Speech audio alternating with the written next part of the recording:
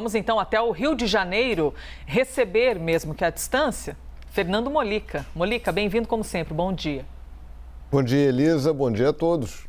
Vamos ao assunto da votação, então, o segundo turno da votação da PEC dos precatórios. A Câmara dos Deputados aprovou, então, a PEC. Foram 323 votos a favor e 172 contra.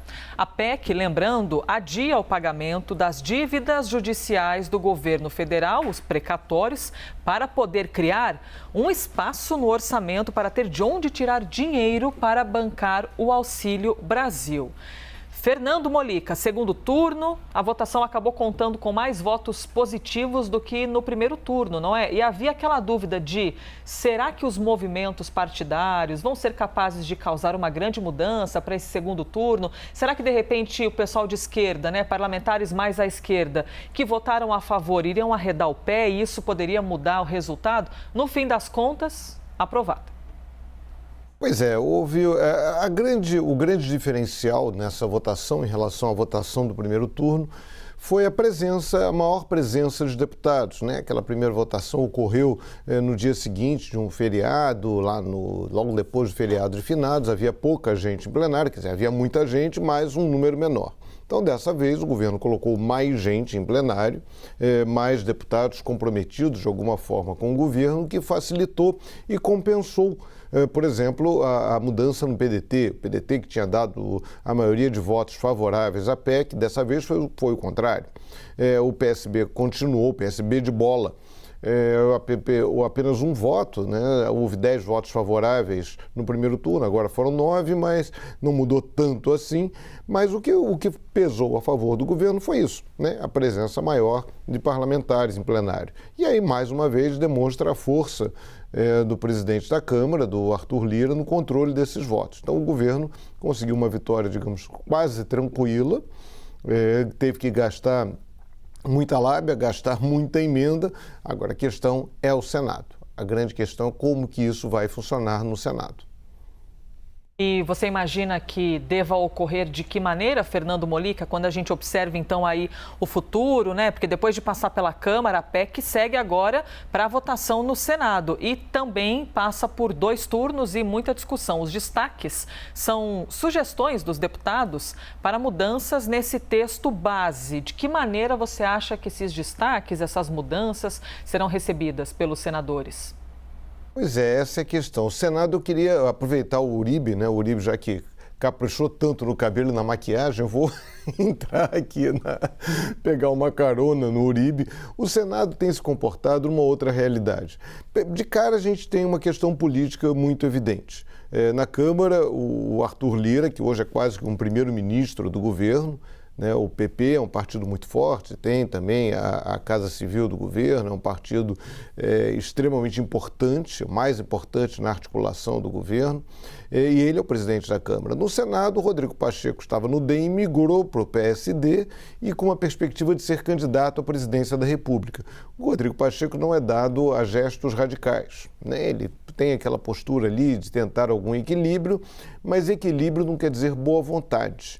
Então, não me parece, nada indica que o Rodrigo Pacheco vai se empenhar na aprovação dessa proposta, dessa PEC, da mesma forma que o Arthur Lira se empenhou na Câmara dos Deputados. Até porque a PEC tem um componente eleitoral muito importante. Ela aumenta, ela cria mais recursos para esse programa que vai substituir o Bolsa Família, mas esse aumento de recursos, né, essa grana extra, é válida apenas até dezembro de 2022. Ou seja, passada a eleição, na posse do novo governo, não vai ter esse dinheiro a mais que complementaria, que levaria esse auxílio para R$400. Então o PSD tem uma bancada forte no Senado, tem também o Podemos, que também é um partido forte, é o partido ao qual Sérgio Moro vai se filiar.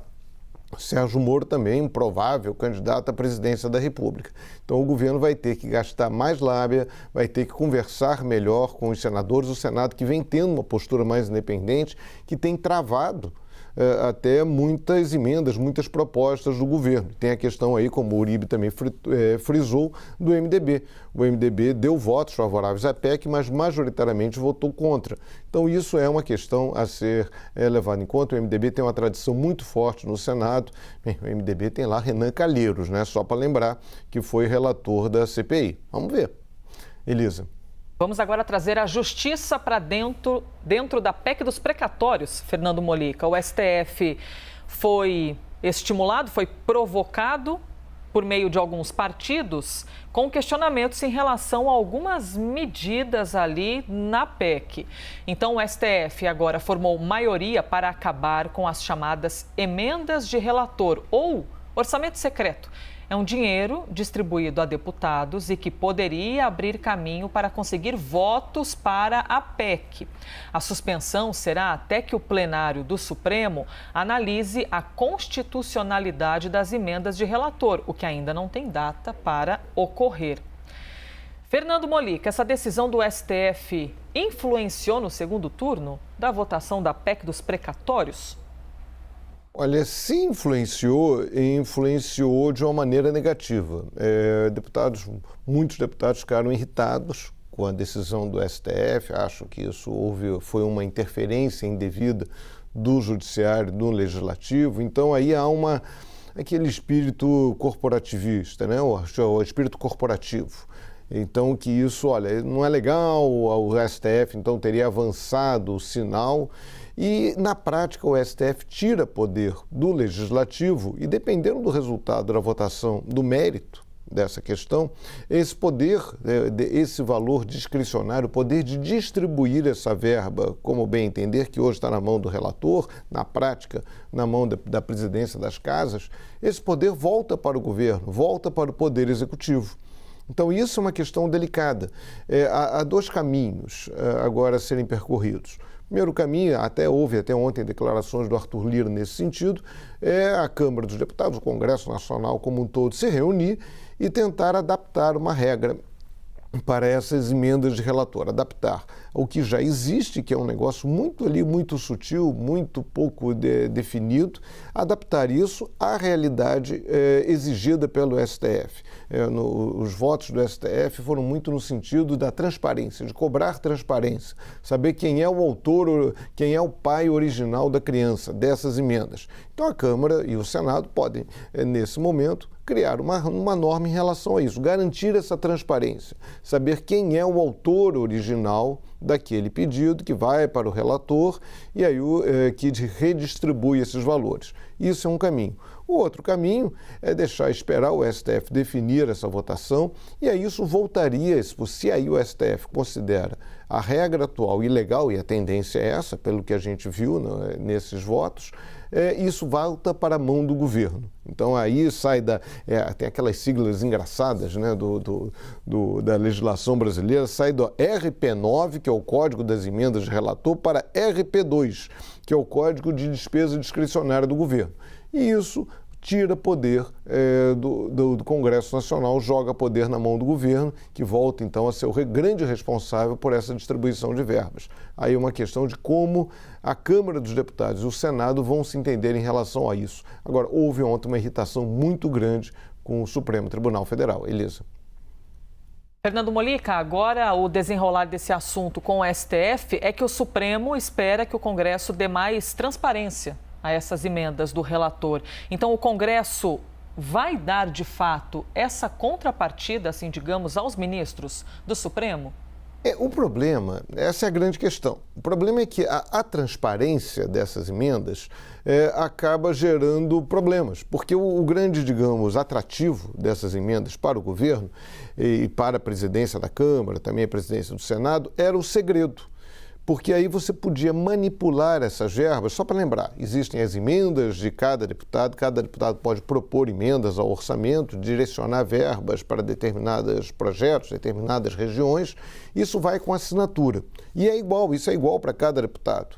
Então é um valor definido para cada deputado, para cada senador.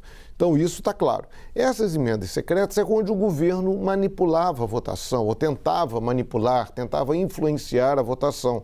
O problema é que, na hora que isso aparecer, e aí a votação do STF determina que esses dados sejam apresentados, tanto em 2020 quanto em 2021, é que vai gerar, segundo um deputado com quem eu conversei, uma bomba atômica. Porque vai aparecer que determinado deputado ganhou 10 milhões, o outro ganhou 200. Então, o segredo era um elemento importante dessa negociação. A STF exige o fim do segredo. Resta saber, deputados e senadores, em combinação com o governo, vão mudar essa regra, vão estabelecer a transparência ou vão jogar tudo na mão do governo? E aí o governo distribui as verbas do jeito que bem entender, de acordo com seus próprios interesses, sem necessidade de dizer que foi o deputado A ou o senador B que pediu a liberação de determinada verba para determinado estado, determinado município. Elisa. 8 horas e 41 minutos. Vamos em frente então, Molica, com o nosso próximo assunto. Os preços da gasolina, do diesel e do gás de cozinha voltaram a subir na última semana. É a 5ª semana consecutiva de aumento. O litro da gasolina já chega a quase R$ 8,00 em algumas regiões, a exemplo do Rio Grande do Sul, que tem postos já vendendo a R$ 7,99. Situação que levou o Senado a pedir explicações. Os ministros Paulo Guedes, da Economia, Bento Albuquerque, de Minas e Energia, e o presidente da Petrobras, Joaquim Silvio Luna, vão ser convidados a falar sobre a política de preços. A audiência está marcada para o dia 23 de novembro. Os valores dos combustíveis e do gás de cozinha são influenciados por uma série de questões, uma série de fatores, como, por exemplo, o preço da Petrobras nas refinarias, tributos federais e estaduais. Também tem o dólar valorizado, que respinga diretamente no combustível. Molica, bom, então, eles foram solicitados para serem ouvidos e prestarem esclarecimentos a respeito dessa, eu ia falar oscilação de preço, mas nem é oscilação, nem é aumento de preço, porque oscilar para baixo a gente não tem visto. Você acha que vai ter alguma valia e que pode, no fim das contas, resultar em diminuição de preços? Eu lembro, ontem eu vi um meme na internet, eu achei muito engraçado, o sujeito dizendo, um cartazinho, vendo o carro para poder comprar gasolina. Enfim, a gente está quase nessa situação, né, para vender o carro, para ter dinheiro para comprar gasolina. Olha só, essa audiência faltou a pessoa mais importante, que é o presidente Jair Bolsonaro. Por mais que ele reclame da Petrobras, por mais que ele terceirize a culpa para a Petrobras, ele tem soluções, ele pode dar soluções. Vamos lá, não é simples. O preço do petróleo, que é uma cotação internacional, o governo brasileiro não tem nada a ver com isso, o preço do petróleo continua subindo no mercado internacional. A Petrobras traz e replica esse aumento de preços nos combustíveis. Há uma questão que aí a área econômica do governo ter uma responsabilidade nisso, o presidente também, que é a questão do dólar. O aumento do dólar, que desde o início do governo Bolsonaro reflete, claro, refletiu pandemia, mas reflete também uma insegurança em relação ao governo, a falta de confiança de se investir no Brasil, de se investir em real. Na hora que o investidor está inseguro, ele vai para aplicações mais seguras, como, por exemplo, o dólar, que é uma moeda forte. Então, isso, aí sim, já começa a ter influência no governo. E a questão da política da Petrobras. A Petrobras adotou, já antes até do governo Bolsonaro, aquela política de repassar, de ter seus preços equiparados ao mercado internacional. E isso foi mantido pelo governo Bolsonaro. Bolsonaro reclamou, trocou o presidente da Petrobras, mas manteve isso. O que ele pode fazer? Pode mudar a política? Pode. O governo tem até a maioria das ações com direito a voto da Petrobras. Pode quebrar essa lógica de mercado? Pode. O que não seria aconselhável. Isso aí dá problemas aí, aumentaria até a desconfiança em relação ao próprio governo.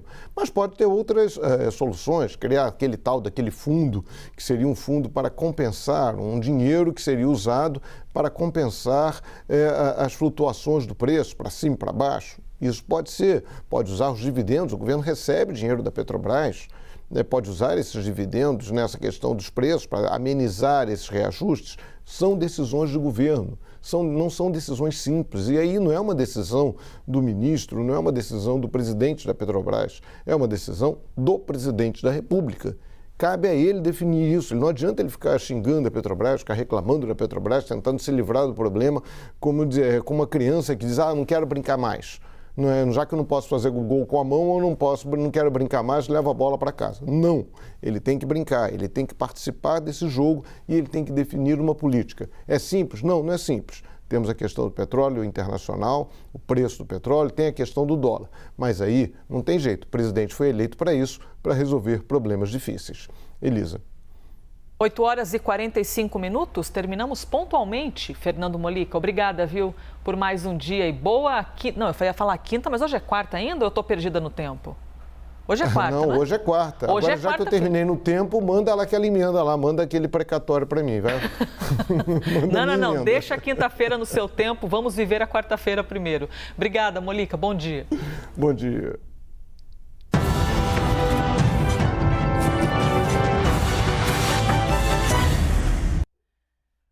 As opiniões emitidas pelos comentaristas do quadro não refletem necessariamente a posição da CNN.